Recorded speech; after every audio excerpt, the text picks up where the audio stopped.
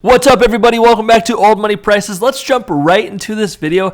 These are going to be some banknotes that you can find in your pocket chains, in your wallet, that could be worth a lot more money. Did you know they still print $2 bills to this day? This one is from 1976, but they still print them today. You can go to your local bank and ask for a bankroll or a brick of $2 bills and they'll give them to you. They're worth only $2, but this one sold for $504 this year, last month. What's so special about this note? Do you guys see anything? What is it? Okay, I'm going to spoil it for you. Here it is. The prefix, that means the first letter of the serial number, is mismatched. As you can see on the left, it is H. It starts with an H, and on the right, it starts with a B. And this can happen on any denomination. It doesn't just have to happen on the $2. It can happen on the 1, the 2, the 5, the 10, etc. 20, 50, 100. So if you're looking through your change, you should always do this. When you get money back from the bank or from the store, wherever you go, get that money back, look for mismatched serial numbers because these can bring a lot of money, especially if they are in high grade. So if you find that bill that has an error on it or has something like this, make sure that you don't fold it.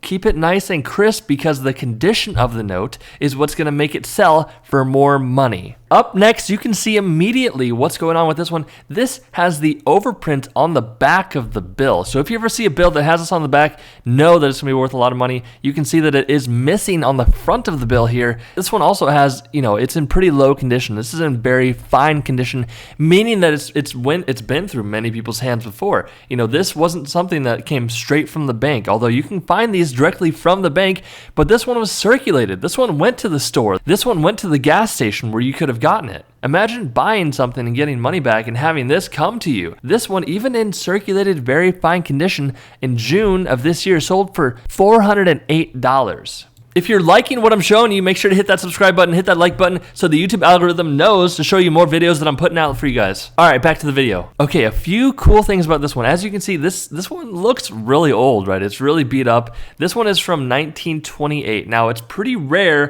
to find 1928 dollar bills, $5 bills, any denomination from 1928 is pretty rare to find. Typically in low grade, just that alone, just the date alone is going to make the bill worth a little bit more. This $5 bill is probably worth about $20, but the fact that it is an error makes it worth a lot of money. And this can happen, again, this can happen in any denomination, any date range. You can go to the bank right now and possibly get an inverted back, which is what this error is. So if you're looking at the front of the bill, it looks normal. You flip it over and it is upside down. This is one of my favorite errors because it is so cool and it's worth a lot of money. Look how beat up this note is. This is a choice fine note that sold for $600 in May of 2021. So again, you go to the store, you get some money back after buying your groceries or whatever, you get a $5 bill back or whatever denomination, and you can see that the front is different than the back, it's upside down, it's inverted, that can be worth a lot of money. So anything that looks very suspicious, anything that looks out of the normal, be on the hunt for because they can be worth a lot of money. Here we have a 1977 $1 error. You can see that the third print, which is the overprint, the serial number, the district seal, the treasury seal, these are all missing from the note. So if you ever come across a bill that's just blank, this one you can see is from 1977. This one isn't that old. It's not that rare. So this note would only be worth $1 if it was a normally printed bill, right? It was not an error. But because it's an error, because it's missing those overprints, it's going to be worth a lot more money. This one sold in May of 2021 for $432. That's amazing return on your $1 bill. Just imagine, I've actually done this before. I do a lot of banknote hunting. I'll go to the bank. I'll be like, hey, I'll give them $100. Be like, can I have $100 in $1 bills? I'll get them back. And you can do this too and just go through them, see what they have. And then guess what? You can go right back to them and be like, okay, here these are. Can I have my $100 back? You're not losing any money doing this. You can find very cool stuff out there. You just have to look, have to spend that time and go for it. So this one, like I said, sold for $432 May of 2021. Now, if you have a little bit more money, you can do this too. You can go to the bank and be like, hey, say you have $1,000.